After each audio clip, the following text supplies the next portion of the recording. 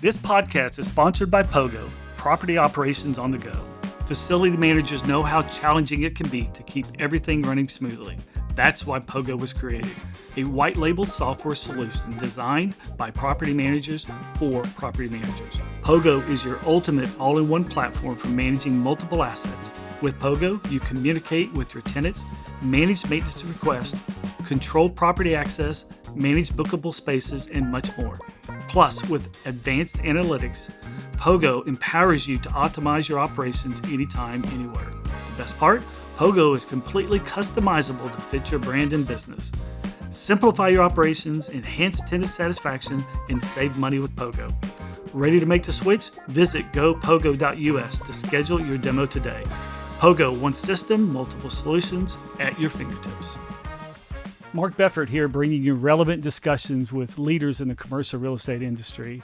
Today, I'm here with Sandino. Sandino, glad to have you here. Yep, happy to be here. Yeah, thank you. So Sandino is a entrepreneur, he's an investor, and he's a developer here in Oklahoma City, and he's helping reshape Oklahoma City and particularly the northeast side of Oklahoma City. And I've had the pleasure of getting to know you, Sandino, over the last couple of years, and it's really been my joy. So thank you for being here today. Yep, no, it's a pleasure. I was really happy to get an invite, and I feel very similarly. It's really been interesting to see how the folks doing different kinds of things in the city are coming together, and so that's one of the things I've really enjoyed about getting to know you and getting to know the work you guys are doing at Robinson Park. Well, so yeah, it's going to be. We're going to get into some fun things because you and I have got a few things working. But I want to start. Tell me a little bit. How did you get started in a passion for real estate? I know you don't just do real estate, but how did you get started with real estate? So it's an interesting story. I grew up wanting to be a builder, like just kind of build stuff. That was always kind of a passion for me, even as a young person and as a kid. My parents kind of saw some of that and they cultivated it, and just kind of the kind of toys and things like that they would get me when I was growing up. So when I was young, I thought one of the things people asked me when they say, "What do you want to be when you grow up?" I think I want to be an architect, because I watched the Brady Bunch and stuff like that. And that was my reference point, right? So I see that and think, he builds stuff, like I want to do that. So I went to OSU. They had a pretty good architecture program there. My mom had went to OSU, so it's kind of a legacy thing. So I was like, this seems like a good place to go. I'll go do that. I got up to OSU, realized architects don't actually build stuff, which is fine. There's a group of us who kind of came to that realization at the same time, and switched into the construction management program. So I switched into the at OSU. At OSU, okay, yeah. Switched. So transferred my second semester there to the construction management program, and it was just like, I didn't even know that existed, right? So that was the light bulb going off. Well, one of the things that happened, I had a professor there.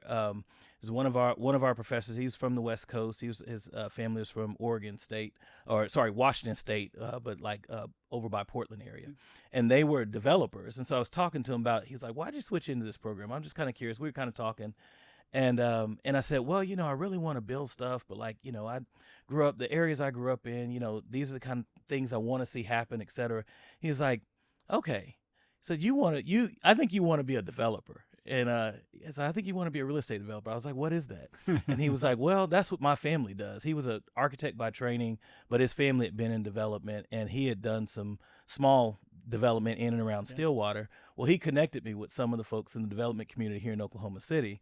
So here I am, grew up in Oklahoma City my entire life, knowing I wanted to build things, but I wasn't really exposed to people who were doing real estate development from that standpoint. Yeah. And so he kind of opened my eyes to it, got to know that industry a little bit, and it always kind of stuck in the back of my head as I went through my career.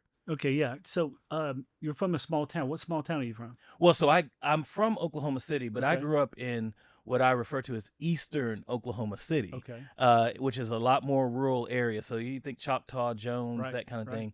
That's the part. It's still Oklahoma City because we got a big footprint, but that's the part of Oklahoma City I grew up in. Gotcha. And so I grew up around a lot of cowboy culture. Like we proudly ride, horses, things like that. Both my parents grew up on smaller farm kind of communities and farmsteads. And initially, my mom's family came from like the Eufaula area when they built the Okay. lake. So both my mom and my dad's family are from small towns in eastern Oklahoma, but then I grew up in eastern Oklahoma City. Yeah. Gotcha. So being a developer really means a lot. And you and I have had some discussions in the projects that we're working on. We're not just trying to develop something to develop it. It has to have meaning and purpose. And Mm-hmm. it's one thing I've learned to love about you, Sandino, is everything has a purpose. And it's about moving our city forward and providing opportunity for all Oklahomans so we can better ourselves. So what drives you to that? Yeah. So I talked a little bit about like how my family came to. I mean, my family's been in Oklahoma for 5 generations. Mm-hmm. Like, we've been in Oklahoma City pretty much since early in the city's Mm-hmm. founding, and that was always from the standpoint of coming to places of opportunity and then trying to build something. So that was kind of the legacy part of Mm-hmm. that. Mm-hmm. So I inherited that growing up because I think my generation was probably the first generation that was kind of free from the constraints of society, whatever you want to call it, kind of telling people what they could and couldn't do, Mm-hmm. and these limiting factors. So I had Mm-hmm. my one of my grandparents was a bus driver, and it was because like that was the job he could have. Right. Mm-hmm. For me, it was like my mom was the first person in her family to go to college. Well, for me, it was a kind of an expectation. Right. So as I inherited that legacy, it was really thinking about, well, what do we do next to kind of push, this momentum forward, this opportunity that my, forefathers, my family saw in Mm-hmm. Oklahoma. Mm-hmm. And that's a lot of what drives me. I moved away from Oklahoma for a while because, the time period I Where'd you grew up go? here. Where'd you go? I spent a lot of time in the southeastern United States. What Um, brought you back? what brought me Yeah. back was the culmination of maps projects Yeah. that were just getting started when I Mm-hmm. left. Mm-hmm. So I went to OSU, and then lived in Tulsa for a little bit, and then I went to go work for a company that did a lot of work with the Department of Mm-hmm. Defense. So we were doing construction management projects, Yeah. just all throughout the Southeast, the Gulf Coast region.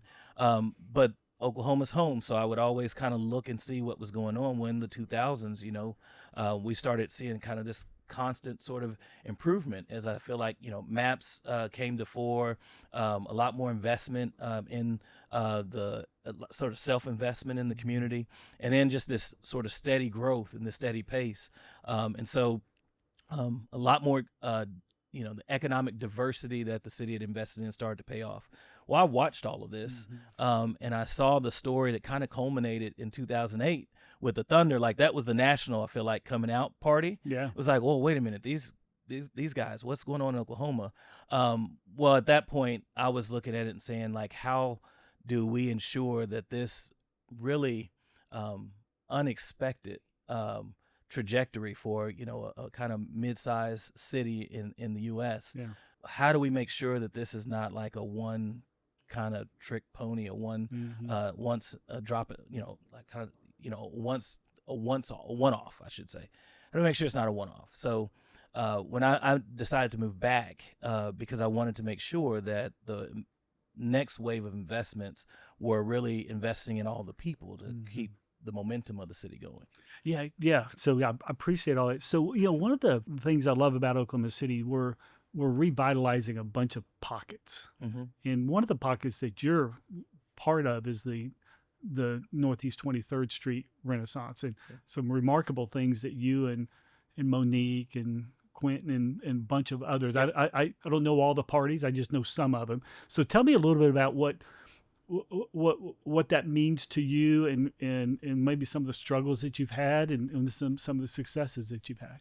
Yeah, so 23rd and Martin Luther King is kind of the heart of the African American community here in Oklahoma City, has been for decades and decades, and for a good portion of my life, I saw like people organizing to figure out like how we could reinvest or to build out infrastructure, and really build out community. One of my grandmother's house was right around the corner from where we did some development, so I grew up walking up and down like 23rd Street, in the summers, hanging out with her. And Did you save some of your footprints as you're through the development to ensure that your paths are still there? well, there's a homage to the legacy that my family had there for sure in the developments we done on 23rd. Yeah, it's a little more subtle than the footprints, but we Okay. did that. Okay. Yeah, Okay. and so what I saw, particularly in 2008, 2009, 2010, I just saw a belief. It was kind of a belief in the city that was different than like, I grew up in Oklahoma City in the 80s and 90s, and then we had a lot of sad things to talk about, in those time periods. Right. I mean, it's home. It was a great place to grow up, but it wasn't a place where you kind of thought, oh, okay, this is the future. In 2008, 2009, 2010, people were dreaming. And so it's like, okay, what do we do with these dreams, right? Yeah. And so on the east side, and particularly thinking about places like 23rd, it's like, oh, this is actually what we've been waiting for. It's like an opportunity where we can get people who used to not necessarily talk to each other. We had the city, the Greater Chamber, the Black Chamber. We had neighborhood associations, right? Local businesses and things like that, all coming at the same table saying, all right, how do we do something a little bit different? Right. So we did that, like, I think one of the first TIF districts outside of the urban core. Oh, did you really? So 23rd is a TIF district. Yeah. 23rd Street Corridor. So okay, it's great. the Northeast Renaissance TIF. Yeah. And the whole idea was that, you hear about, you can read in the papers and the New York Times and all these kind of things. This Oklahoma City Renaissance story. Why do these guys, Kevin Durant, Russell Westbrook, it was all those sort of stories, right? And it was like that Renaissance story we're telling about Oklahoma City.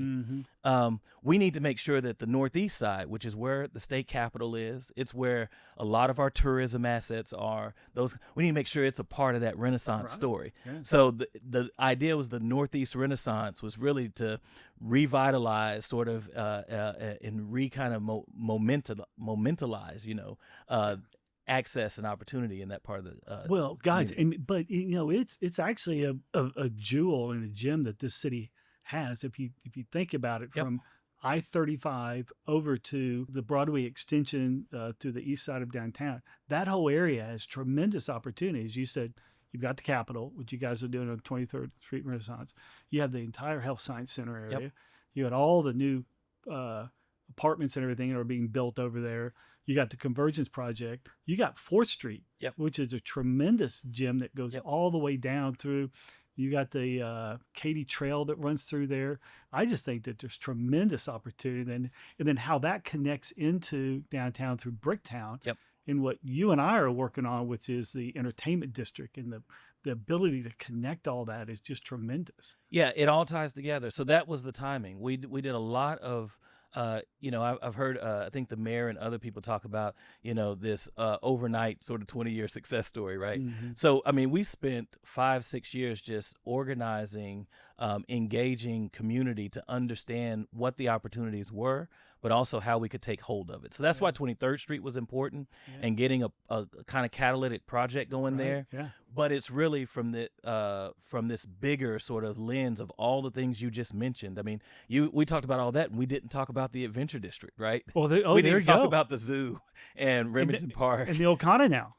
Absolutely. Right. So we have all these assets. Great point. What we see is just a huge opportunity to sort of tie in something that again goes back to that motivation and passion for me. It ties in access. We think that we really have the opportunity to create access for a lot of the community to engage in economic development through real estate development that really leads to more wealth building and leads to improving wages and things like that in the community. And to me, it's about opportunity, right? It's about providing opportunity for all Oklahomans. So what roadblocks have you encountered?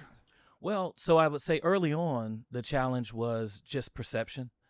It was the legacy of more failed promises,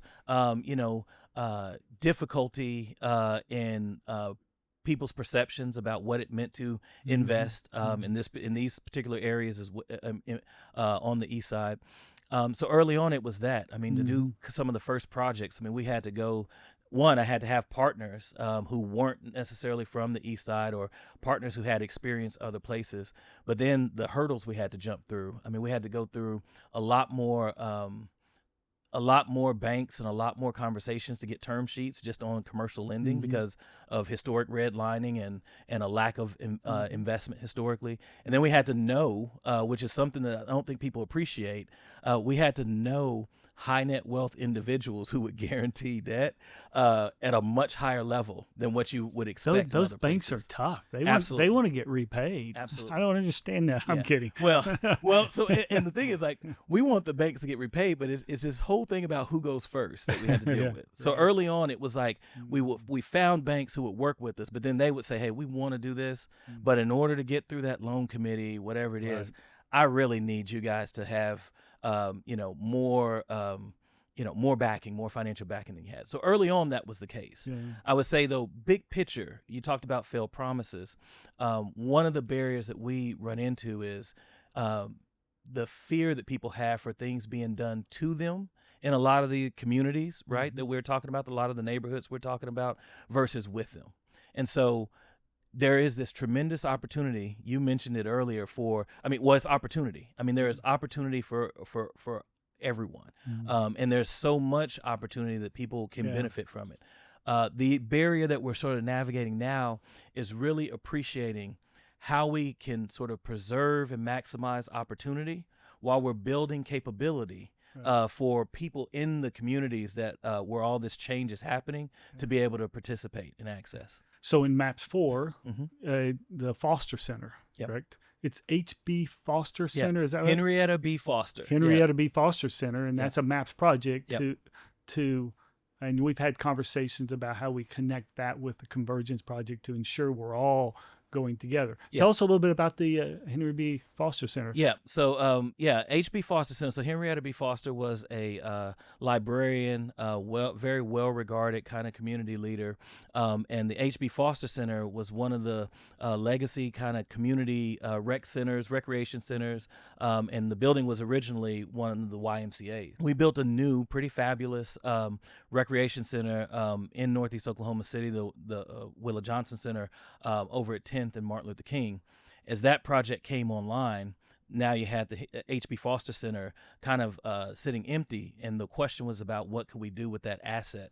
So the mayor and some others sort of had seen how other cities, particularly that were looking to reinvest in the core, had used some of those they had seen similar kind of assets be used. It's really kind of a hub for entrepreneurship, and particularly entrepreneurship for like small businesses and businesses in underserved parts of the community to be able to sort of access. So they saw some blueprints of that, said it's nice for us to have that kind of asset in Oklahoma City. So the H.B. Foster Center, the vision that we have for that is that it really becomes what I kind of think of as a platform for access for entrepreneurs, small business owners, kind of dreamers and creatives as well. It's like people who are thinking about ideas and trying to figure out how to make them work, how to make them go. But it's really thinking about it through the lens of more kind of Main Street businesses and making sure that we've got an open door for kind of all facets of the community to be able to engage in entrepreneurship. Yeah, great. Yeah. So you've talked a little bit about, let's back up. I want to talk a little bit about a development. So what most people don't understand is the complexity of a development, and that was what happens underground, what happens above ground. Yeah. And the planning that takes to really make all that come together. Give us your idea of what a ultimate development looks like. Since we started with the grounds, when I think about developments, particularly because a lot of the work that we've done on the East Side, I start with truly environmental and land, right? Because we've been able to and sometimes had to leverage things like brownfield. We've done several brownfield developments and redevelopments. So I think about it in sort of two lenses. So you have ground up, and then you have rehab and renovations. And we tend to think about how we can use ground up development to coincide with maintaining or enhancing, rehabbing or redeveloping some of the existing things that we have kind of still in the community. Like in Oklahoma City, we're a relatively new city. But then we built a lot in the early 1900s, and then we tore down a lot in the 1960s and the 1970s. So I always tend to have, especially in the urban core, a tilt towards thinking about how we can renovate, how we can rehab spaces. But then we also have to bring new development alongside that. So a good example of kind of where that's being thought about, you mentioned 4th Street, is we have the Jewel Theater. And so it was one of the African-American owned kind of movie houses from the early 1900s. It's in an area that had seen a lot of housing and a lot of urban renewal activities just to kind of clear the area out. And so where we used to have 3 or 4 of these movie houses just on the sort of east side of town between 2nd Street and 4th Street, it's the last one standing. So there's been a lot of work, a lot of organization to sort of preserve that building. So a lot of the masonry, things like that, a lot of philanthropic efforts to come in and support that. But now we start thinking about, okay, well, how do you get a practical development that comes around this theater? And I mean, this theater is probably, I think the building dimensions are something like maybe, 40 feet by, 100 or something, 40 feet. So it's not a huge building, right? And it's kind of this sliver, it's kind of fits the footprint of a small old school city lot. But it's got history. But it's got history, Yeah, right? yeah. So then what do you think about, how do you think about what you build around it and build up and around those buildings? Well, that's got to be new construction. It's going to be ground up, but it needs to kind of take into consideration this history that exists. We also got to think about how it's going to interact with the street. But then we also have to think about like how it's going to pencil out, right? What kind of capital, what kind of stacks of capital you're going to have to start to think about. And then you got this thing in the middle you're trying to build around. It's like, well, do you do multifamily? Yeah. Okay, how does that interact? Do we do retail? Well, we know that like you got to do the right amount of retail because too much and it's going to sit empty. So it's like thinking about those kind of balances is kind of the approach I tend to think about in real estate in general. Because in the core, we're always trying to think about like what we build up, but then what story does it tell for the next generation, and how do we balance all that out with making sure that it also generates some kind of return, Right. for the people who are doing the building. Well, I mean, every deal needs capital, right? Yes. And capital wants a return on their investment. So making all that work.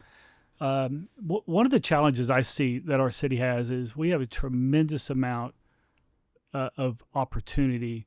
And everybody's trying to capitalize on that. So we have a lot of pockets of development happening. And as our city continues to grow, that's fabulous. But like your opinion, do we have too much going on today?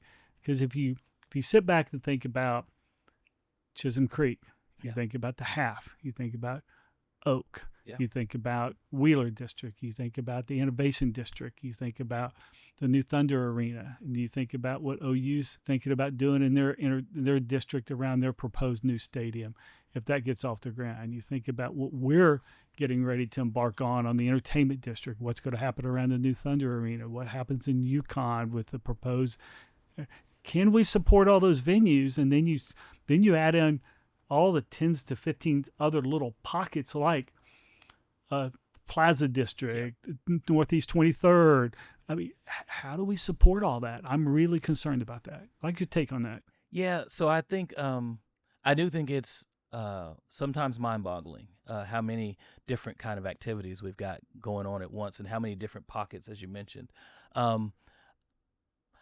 I am I probably have a bias towards the core of Oklahoma City because by the way, I'm with you. Yeah. I mean, and I say that because like that's one of the lenses I look through to even respond to the question. Because I think that I've been to other cities, like similar sized cities to ours, with really similar types of economic dynamics. Because I mean, the one thing that drives some of this is, I mean, what are the employment opportunities, right? And what are the opportunities for increasing, the median income, the median household wage, right? Because if that number's going up and we're increasing the population, then it's pretty clear math that you can look towards, right? Well, obviously we're in a in a time period in the country where there's a lot more uncertainty about those things. Mm-hmm. So the lens I look at is I'm not sure if we have too much going on, but what I really get excited about are two things. One is the kind of downside sort of risk protected approach that Oklahoma City is probably taking for the next 20 or 30 years. So one is that we have taxed ourselves in maps for quality of life. Mm-hmm. And we've seen the benefit of that. I think a plurality of the community is bought into the benefit. You know, the MAPS 4 program was very popular, right? And so we've shown a willingness to do that. And I'm hopeful that we'll continue that momentum. Well, what that does is say, like, in addition to all the basic macroeconomic activities, there's a underlying sort of, you know, flow of capital to the hundreds of millions of dollars every year that we can predict and that we know where it's going to flow. And we know that as it flows, particularly into the core of the city, you know, if you call it like kind of the freeways, you know, the core of the city, that we know is going to have an outsized economic impact. So if we keep investing, you know, in, you know, say I-240 to I-44, you know, I-35 to, you know, Hefner Parkway, etc. We invest in those areas. We know it has an outsized benefit on overall economics. And we know we're going to do that to the tune of hundreds of millions of dollars that we're kind of directing that you can predict. The second thing, because I'm biased to the core, is that I think the opportunity for us to tie together. So the city is about to undertake a comprehensive plan for downtown. We're working on and talking with both the city and with like philanthropic partners about a comprehensive plan for Northeast Oklahoma City. For all the reasons you just said, we have the Adventure District, we have Okana, we have the River Sports, so we have, you know, Bricktown, we have the Health Science Center, we have all those things are Ward 7, sort of Northeast Oklahoma City. And we've never really coordinated like what a strategy looks like there. Right. The potential for us to use collaboration, which I think is a superpower for the city, I think protects a little bit. Now, some developments and some efforts some will succeed and some will fail. Right. But I think that over the next 3 or 4 years, I mean, Oklahoma City in the Olympics, the Thunder, I'd hopefully having deep runs in the playoffs. There's going to be a momentum that's going to feed into this payoff of our investments. I think that will at least sustain. And if we can get over the hump on the business development, if we can get over the hump on encouraging new businesses to come into Oklahoma City and then cultivating existing businesses to be able to grow, then I think we actually might. I think we might come out in really good shape. Yeah, I think so. Early on, you said 20 years. I think we've been on this 35-year run. If you think about 35 years is when MAPS was originally conceived, and then ultimately came a couple of years later, right? And I love that you said 20 to 35 years. I think the next 35 years are going to be really, really remarkable for us. So what are we missing in this city? What? Because, you know, so we're getting ready to embark on the entertainment district, which we're catering around, you know, building a community, a city within our community on this 60-acre development wrapped around the multi-purpose stadium, which will house a professional soccer team. And it's about sports and entertainment and music, which we think we're going to bring a completely different element that this city has never seen before. Outside of that, what are we missing, or are we not? We just continue to plug along. Well, so I do think that I think there's a middle. So, you know, I had a lot of friends who are in the incremental sort of development space. So they always talk about missing middle housing and those kind of things from like a housing affordability standpoint. I think that there is a missing kind of middle for how we think about businesses, but I think that feeds into commercial development. And so if I was going to say, like, the thing that I think is missing is it's, I mean, we're pretty good between some of our like federal and state, you know, economic activity, whether it's Tinker, Mike Monroney, the state capitol, that kind of thing. So we're pretty good, though, at figuring out how to efficiently and effectively those kind of assets like contribute to economic development in the region. And then we've been pretty successful at stacking up, whether it's our local energy companies or a Paycom or a Hobby Lobby, or recruiting the Pratt and Whitneys and the Boeing, some of these defense, but also really kind of industrial but high tech kind of industrial companies. We've been pretty successful, I think, at making the point about quality of life, cost of living, those kind of things for people raising families in Oklahoma City, and this being a good place for those businesses to grow a workforce. But there's this element in the middle in my mind. We also have a lot of kind of creators and entrepreneurs who are just kind of coming up with ideas or trying to start something up. But there's this middle piece where it's like, what does it look like to take, where the Love family started, and then grow that into the Loves that we see today. I don't know that I feel like I don't feel like we focus in those spaces. They get lost in the shuffle because we want to support that guy with the new idea, and we want to support the companies that are really help driving the city. Right. Yeah. So if you're asking me, what are we missing? It's the opportunity to invest in that middle where we're taking folks with like really tangible, but maybe not the most kind of like sexy or exciting ideas, but they're kind of, I mean, again, the Loves or Loves is they start out as a travel stop. And I say that not disparaging it at all, because I think Loves is amazing. Now when you look at that company and why it's grown so well, I mean, they do energy trading. They're a huge retail operation. There are all these facets. So I think about that and say, are we overlooking the next, travel stop or the next service company, et cetera, that can grow into some of the like supply chain or value chain, the infrastructure? So I think that really can drive employment, but it also can drive a segment of the commercial real estate market that we're probably not paying attention to. It's like, when we have these new developments coming in, what's going to take the mid-market stuff that those developments are that activity is leaving, right? Do we have something to fill in that gap? Yeah, fill that gap. Yes. That's a great point, because those companies that become successful, they grow and they outgrow wherever they are to go to a new area. How do we backfill that stuff? Yes, exactly. That backfill. I get it. That missing. That's what I think we can. I love that. On. I love that.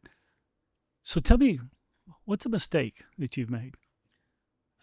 Come on, open your dirty laundry here. Come on. Well, no, it's like, we got lots of mistakes. I do too. Some of them I can't talk about. Yeah. So,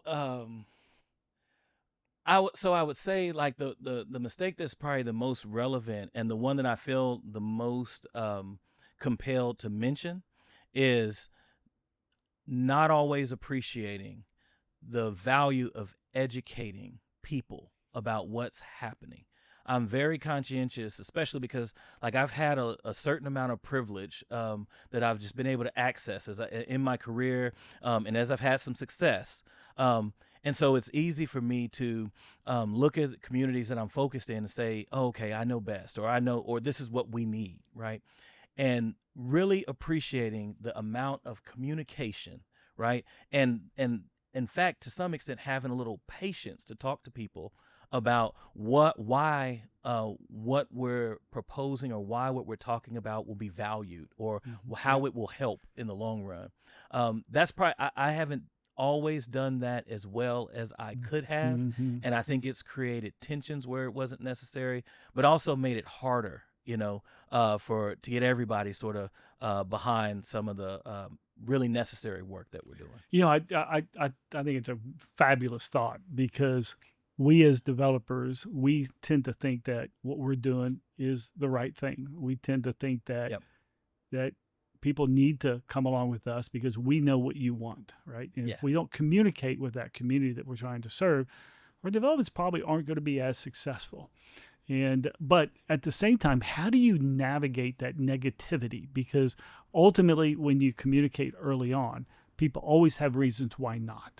How do you mentally combat that and not get discouraged and continue to move forward? Well, I think there's a balance, so I think there's a balance between, transparency, right, and educating, communicating, and really just there's a balance between the need to do that and the reality that we do live in a society that has free market principles. So development will happen, right? Mm-hmm. And sometimes I don't think people always appreciate that. Development will happen. If not me, it may be the next person. But so long as people can buy property, so long as people can build on property, right? Development's going to happen. Mm-hmm. And I think there's a fine line between engagement and having the conversation, so you can kind of find the right compromise, Right. versus a sense of obligation to do whatever it is, right, that people may want to see or hope to see. And there's just a balance between those two things. You got to be able to listen. Yes. I think we've lost this sense of listening to other people in this world today with social media. It's really kind of made it this instant gratification, and I want what I want, and so people don't listen as well as they used to. Yeah. Well, what I've found is one, taking the time and engaging, creating opportunities for people to access. I mean, sometimes we say, okay, well, here's what I'm trying to do. What are the things you want to do, or what are the things you want to see? Mm-hmm. Okay, can we create an opportunity for that to come to fruition in its own course, right? Yeah. So sometimes it's like, hey, if you think it's easy, right? Let's create an opportunity for you to sort of try. For you to do that, right? Because some of that is just understanding, and a lot of times having people who have, I think, credibility, or who've had their own experiences, like in communities, alongside, the people who are sort of maybe coming in or proposing something, can be helpful, because you can let people say, like, no, well, here's what I did and here's what I learned. So here's how I think about this when I hear this from other folks. So I think there are opportunities for opening up, that access. And then another thing that we spend a lot of time in is not just talking about the opportunity, but again, talking to people about, well, how can we help you build some capability for you to access that opportunity, right? And I think when we deploy those strategies, we have a little patience, it smooths those things over. We avoid social media like the plague if we can, because it's not typically the place to help. And then we just go door to door and actually have conversations with folks. That's good. Yeah, it's good. Having that personal interaction it's a lost science these days. Okay, give us. A lot of people want to get into the development. They think it's really easy. So give our audience some advice on what it takes to get into the development business. So I am in theory risk averse, and so what I will say is it takes a willingness to risk. The thing that I don't think we appreciate, we love a good story. Like, I mean, in this country, but definitely in Oklahoma, like, we love a good story. Good rags to riches story, or a good kind of somebody just kind of pulled themselves up and worked themselves, into success story. But I think really people understanding the value of the opportunities for success, but also what failure looks like and how to work through it, right? That, to me, if you want to get into development, you actually have to expect to have some failures along the way, and that be a part of your business plan. And I think that will put you in the best position for having real success, because the curveballs, the things that will get thrown your way, the false assumptions, and then the fact that you only have so much control over the market. It's just, I think that's it. I think I hear a lot of people talking about dreams, and people have this, there are these sort of memes out there about, like, rental property or like owning a commercial building is passive income, right? Nothing passive about it. I mean, it's even just from the standpoint of doing your taxes, it becomes all of a sudden something, we used to just kind of be able to do a little tax return, to now you got to sit down with people. There's nothing passive about it, but there is absolutely opportunity to do a little bit of things that will tip the scales, that can always grow into a lot of things. The number of people who started out with a small business, or just maybe buying the building that their business was in, or started out, with just buying a quad or, a duplex or something like that, learning how to think about capital and how to think about, your cost, and then leverage that into the next thing. You don't have to kind of do it all at once. And I think just be prepared to learn along the way. Yeah. You mentoring anybody right now? So I'm reluctant to use the word mentor because I don't think I know what I'm doing half the time. There are definitely some young folks that I'm always open ears to engage with, and people who are really passionate about this city. One of the things that I'm really adamant about, I mean, and best way to answer this question, right, for me, as I think about it.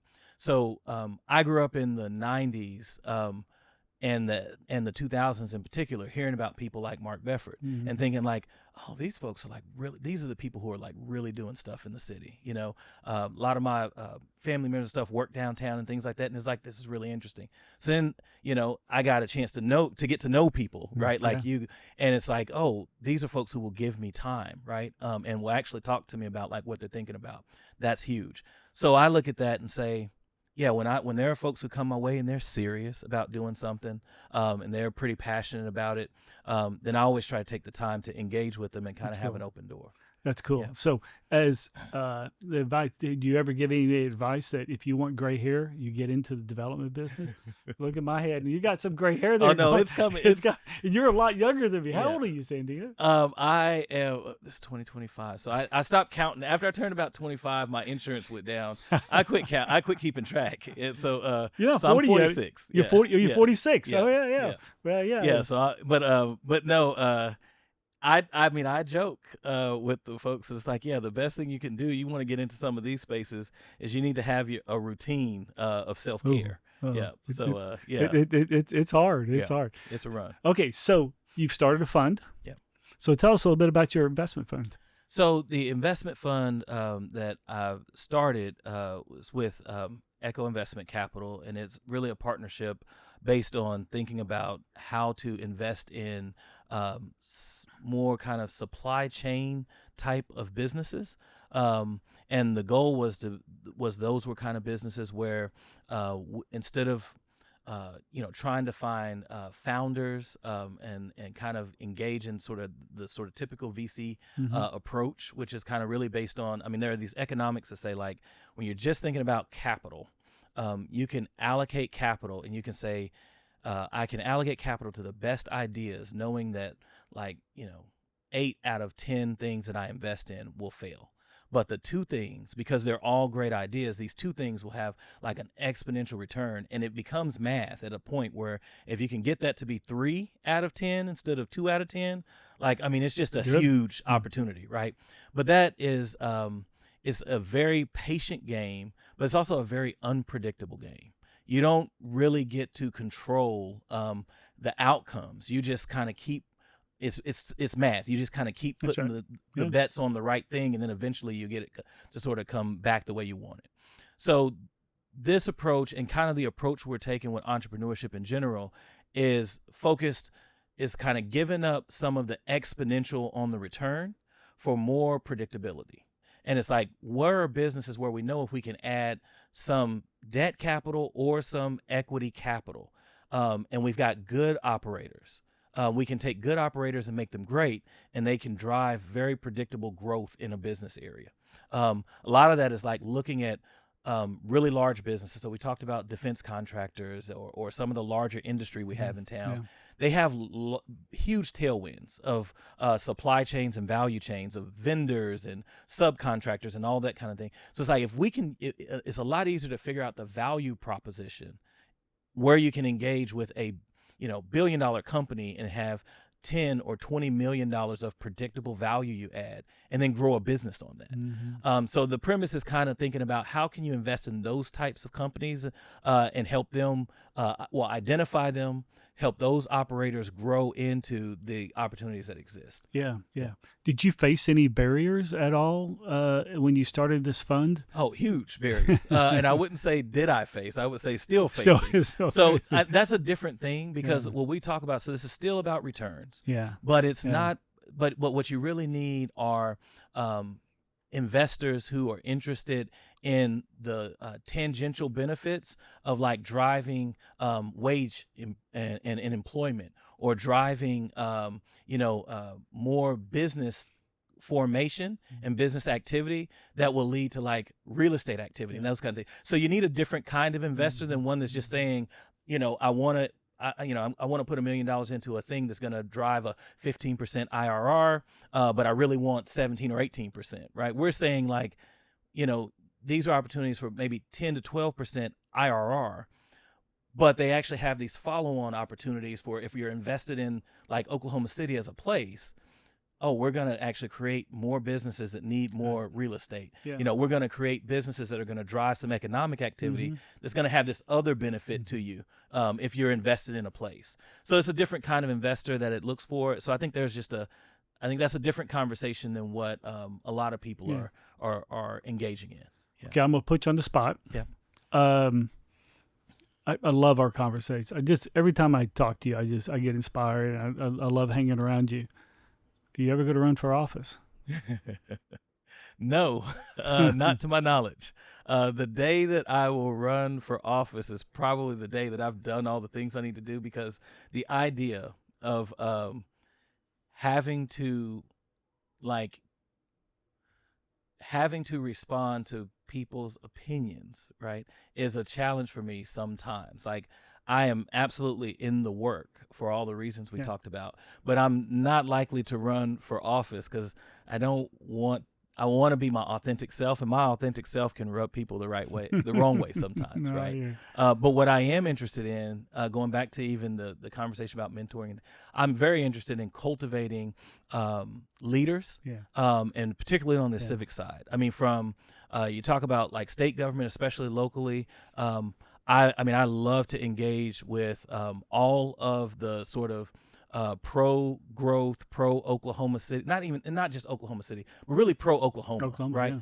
Yeah. Pro-Oklahoma at the state level, at the county level, at the city level, right? So whatever those levels are, I want to cultivate the leaders who are interested in like pro-Oklahoma efforts, policies, things that are going to make sure that we keep the momentum that we have. So that's kind of the way I think about politics. Okay. Yeah. Okay. So today, at least. Yeah. Okay. Yeah. So you're open, maybe sometime in the future. So to be clear, you got my vote. Does that matter? You got one vote. To be clear, I mean, I'm sure. Like, I actually grew up around politics. I studied politics at OSU. I had a minor in political science. I love like DC and history and all those kind of things. So from that reason, it's like, I'm always interested in that kind of stuff. But I have no immediate interest. Well, you're very inspirational. You're very thoughtful. You're very engaging, and it's okay to speak your mind. Our president of the United States does it every day, right? Yeah.